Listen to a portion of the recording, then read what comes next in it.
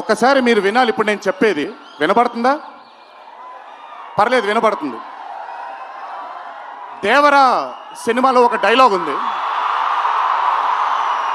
Dialogue గురించి చెప్పను కానీ దేవర కూడా ఇంచుమించు భయం గురించి ఆ సినిమా ఎక్కువ శాతం భయం గురించి మాట్లాడడం జరుగుతుంది ఆ సినిమాలో.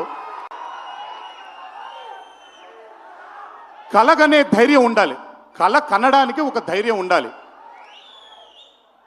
ఆ ధైర్యాన్ని, ఆ కళని సార్థకం చేసుకోవడానికి, నిజం చేయడానికి భయం ఉండాలి.